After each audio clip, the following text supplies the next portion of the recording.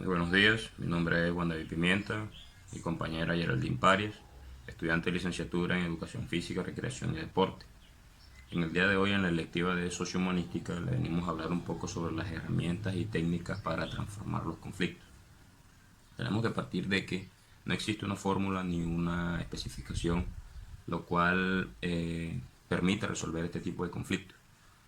Cada uno de los conflictos es distinto y responde a diferentes contextos basados en su población o en el espacio en el que se encuentre o la forma como se desarrolla.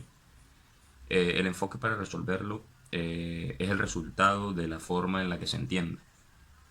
Tal vez si se ha mencionado algo, el conflicto puede ser positivo y constructivo si se aborda adecuadamente.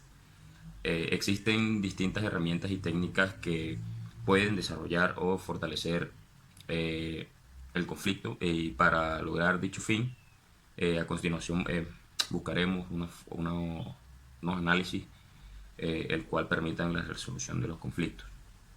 Eh, el análisis de un conflicto se basa prácticamente eh, en la base de desarrollar estrategias y planificar las acciones adecuadas para transformar positivamente los conflictos. Se deben contar con un método y herramientas que permiten seleccionar la información, ordenarla y procesarla para obtener un diagnóstico acertado. El resultado del diagnóstico proporciona elementos necesarios para diseñar la ruta más adecuada hacia la transformación del conflicto. Dicho esto, hay que conseguir la información necesaria acerca del conflicto para resolver este tipo de características y dinamizarlas. Ordenar y estudiar las herramientas de análisis que se han diseñado especialmente para el estudio de los conflictos. Se debe tener una interpretación de la información para elaborar un diagnóstico del conflicto con el fin de seleccionar una estrategia adecuada para trabajarla en base a esto. La naturaleza como tal del conflicto, es decir, que quién lo generó, su evolución y la situación en la que se encuentra actualmente. El contexto o ámbito en el que se desarrolla, las partes involucradas, el problema que lo genera y quien lo aumenta, el análisis del proceso, las opciones que han surgido. eh, para esto se necesita hacer una triangulación.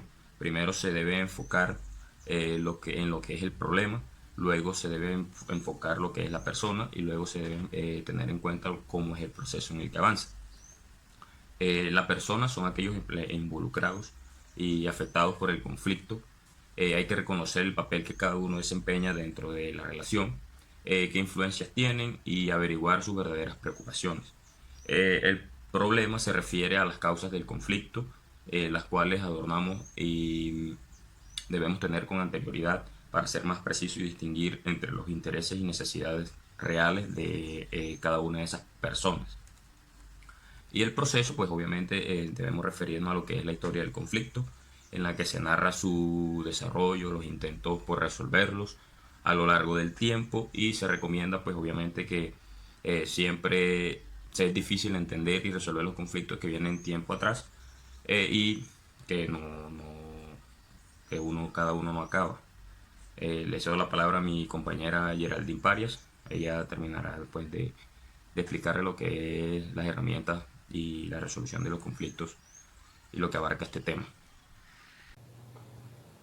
Bueno, se puede decir que el conflicto tiene una idea, una línea de tiempo en la cual hacemos referencia a las soluciones de esta. ¿Qué quiere decir esto? Que el conflicto tiene su línea de tiempo en el cual él inicia, se desarrolla y el cual llevamos por último a cabo para resolverlo. Johan Gantun sostiene y dice que el conflicto tiene su propio ciclo de vida, que son momentos claves para entender mejor el desarrollo de los aspectos del conflicto. Son el periodo, en estos podemos encontrar tres, que son el periodo latente, incipiente y el manifiesto. En el latente es en aquel en el cual surgen los aspectos del conflicto. Esto quiere decir que es cuando el estallido, cuando ya de pronto la capacidad de problemas y la acumulación de todo esto hacen de que el conflicto surja, de que este se manifieste y de que de pronto este salga adelante. En el incipiente, cuando ya hay una conciencia, cuando ya el conflicto es grande y que muchas personas ya se logran dimensionar de que hay un conflicto. Dice, el incipiente, cuando el manifiesto es cuando las personas presentan las pautas para afrontar el conflicto, quiere decir que es donde se va a solucionar. Entonces todo esto en la línea de tiempo tenemos que tenerlo bien claro para poder desarrollar los conflictos. Esto quiere decir que tenemos que primero saber por qué es el conflicto, dónde lo vamos a solucionar y cuáles son las partes de lo cual conlleva. Y tercero y último, cuáles son las ideas y propuestas para desarrollarlo. Se dicen que los métodos para la detención e intereses de necesidades importantes de analizar son las meditaciones, las necesidades que llevan a cabo el conflicto. No podemos decir que vamos a desarrollar o de pronto a afrontar un conflicto si no sabemos por lo que está pasando. No tenemos que primero conocer por qué se dio, después cuáles son las formas y por dónde lo vamos a solucionar o qué piden las personas que de pronto generaron ese conflicto para solucionarlo. Una manera clara es lo que estamos viviendo ahora mismo en la situación del país. Los jóvenes tenemos de pronto unas propuestas que llevamos a ese conflicto y queremos desarrollarlo, pero de pronto el Estado y lo que son los gobernantes y el presidente no se han sentado con nosotros los jóvenes o de pronto con los sectores que también están apoyando el paro para solucionar el conflicto. Entonces nosotros estamos alzando la voz, pero no estamos siendo escuchados, y mientras las partes no sean escuchadas y no hay una conciliación, no va a haber un desarrollo, ni el conflicto se va a llevar a cabo, ni se va a resolver. Entonces, lo mejor es conocer el conflicto, conocer su forma y cuáles son los procesos para llevar a cabo y desarrollarlo.